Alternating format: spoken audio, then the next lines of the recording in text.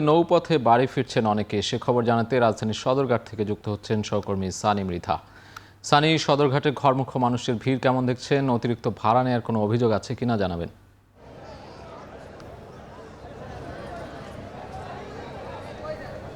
সাজিদ, এই যে ঘরমুখো মানুষের ভিড় স্বাভাবিকভাবে আমরা পদ্মা সেতু হওয়ার আগে যেমনটা দেখতাম সেটা কিন্তু পদ্মা সেতু হওয়ার পর একেবারেই কমে যাচ্ছে।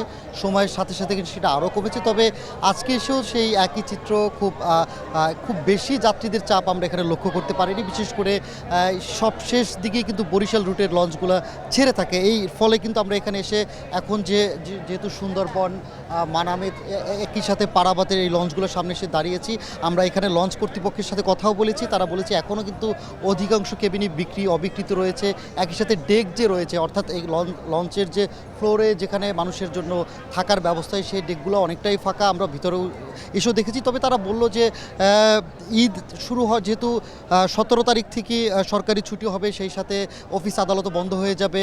অনেক চাপ যাত্রীদের ওই সময়টাতে বাড়তে পারে বলে তারা আশাবাদ ব্যক্ত করেছেন। একই সাথে কিন্তু তারা আমি এখানকার যে টিআই রয়েছেন বা এখানকার বিআইডব্লিউটি এর যিনি দায়িত্বে রয়েছেন এই সদরঘাটে, তাদের সাথে কথা বলার চেষ্টা করেছি এবং তারা আমাদেরকে বলিয়েছে যে